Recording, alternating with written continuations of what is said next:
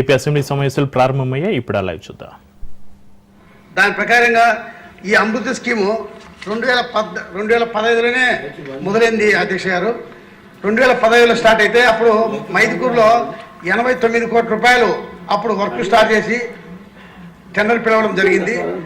అప్పుడు సుమారు 36,875 మీటర్లు పైపులు కూడా కనెక్షన్ చేశారు.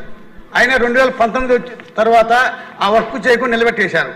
నిలబెట్టిన తర్వాత ఆ 36,875 మీటర్ల పైపులు ఎక్కడ పోయినవి. అది కాకుండా మన ముఖ్యమంత్రి చంద్రబాబు మైదుగురికి వచ్చినప్పుడు అక్కడ చెప్పినటువంటి హామీలు వాటర్ స్కీమ్ ఒకటి, అదే రకంగా సీసీ రోడ్లు, డ్రైనేజీ సీసీ రోడ్లు, అదే రకంగా పారిశుద్ధ సమస్యకు ఒక కాంపాక్ట్ వెహికల్ అని ఇస్తామని చెప్పి అక్కడ హామీ ఇవ్వడం జరిగింది సార్. అయినా కూడా అవి ఇంతవరకు జరగలేదు. ఈ అమృత్ స్కీమ్ జరిగినటువంటి ఆ వర్క్ ఎప్పుడు స్టార్ట్ చేస్తారు, ఎప్పుడు కంప్లీట్ చేస్తారు? అదే రకంగా సీసీ రోడ్లపైన డ్రైనేజ్కైనా సుమారు ఎస్టిమేట్ తయారు చేసి పంపించారు. అవి ఇంతవరకు దాన్ని ఇంకా అప్రూవల్ అధ్యక్ష గారు. అదే రకంగా మాకు దీన్ని మేము మంత్రి వారిని కోరేది ఒకటే,